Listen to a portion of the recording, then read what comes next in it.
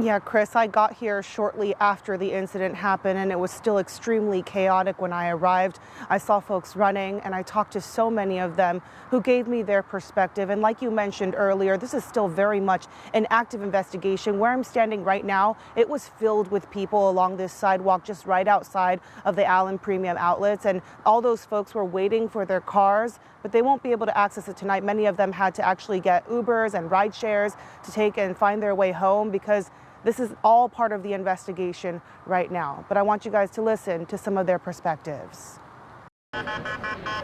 It's the story of another mass shooting. I was at the mall shopping and there was an active shooter.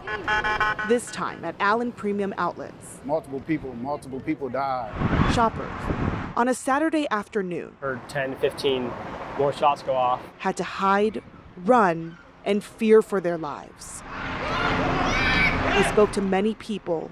There was a lot, yeah. With parallel perspectives. Inside a store looking out.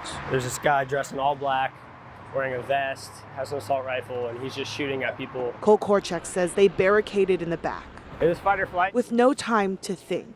People were running because the shooters were there. 10 and 9-year-old Alexa and Jade Martinez with their parents did what they practice at school. I felt scared. She felt scared a lot. I felt scared too.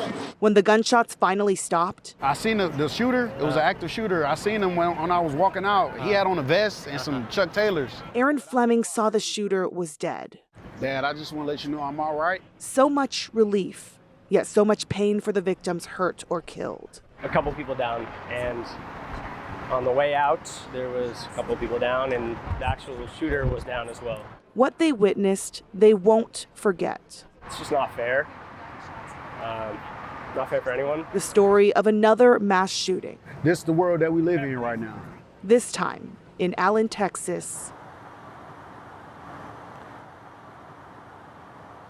Now, a lot of people have questions about who this shooter was, but tonight, I don't want to focus on who the shooter was. I want to focus on who the victims were. We know that 8 people have died because of this senseless crime, and 7 more are still in the hospital recovering, some in critical surgery. For now, let's send it back to you, Chris.